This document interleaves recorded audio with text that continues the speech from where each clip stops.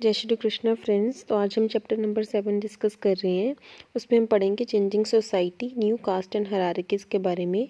जैसे कि हमारी इकोनॉमी डेवलप हो रही थी और जो हमारी सोसाइटी की नीड्स हैं वो बढ़ रही थी, तो इसके लिए कुछ ना कुछ अलग चीज़ों की ज़रूरत पड़ रही थी। तो अलग चीज़ें बनाने के लिए लोग भी चाहिए और लोग जिनके पास अलग स्किल हो।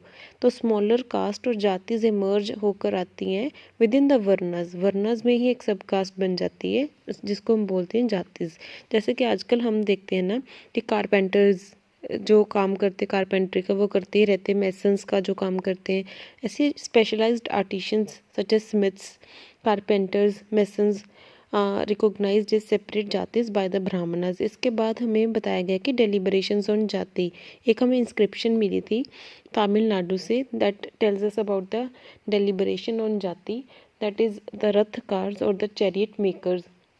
जो रथ बनाते थे ना उनकी भी अलग जाति बन गई थी, जो कोचेज़ और चैरियट्स बनाते थे उनकी अलग जाति बन गई थी, जो गेटवेज को इरेक्ट करते थे फॉर टेम्पल्स उनकी एक अलग जाति बन गई थी, preparing wooden equipment to perform the sacrifices उनकी अलग जाति बन गई थी, मंडप्स बनाते थे उनकी अलग जाति, और जो ज्वेल्स बनाते थे ना किंग के लिए अलग अलग जाति बन गई थी।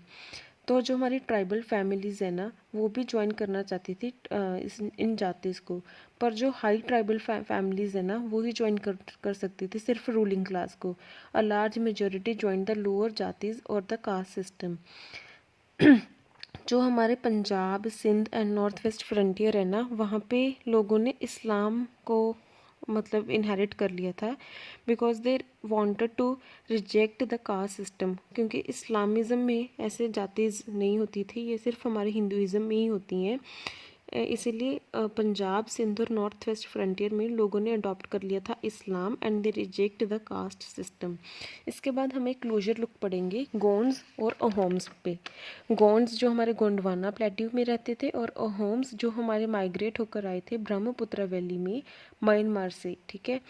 तो गोंड्स है ना वो अमरकंटक प्लेट्यू रीजन में रहते थे। दे प्रैक्टिस शिफ्टिंग कल्टीवेशन और झुम कल्टीवेशन, एंड वो उनका जो एरिया था ना उसे बोलते थे ग्रह Katanga. That was a area of 70,000 villages, और एक ग्रह में 84 विलेजेस होते थे जिसे हम बोलते हैं 84, एंड एक 84 में 12 विलेजेस होते थे जिसे हम बोलते हैं भारोट। तो इसीलिए उन्होंने ये डिवाइड किया था। एक जो अमन दास है ना गोंड राजा ऑफ ग्रह Katanga assumed the title of संग्राम शाह, और उनके बेटे की जो मैरिज हुई थी ना वो रानी दुर्गावती से हुई थी। That was the princess of Rajput.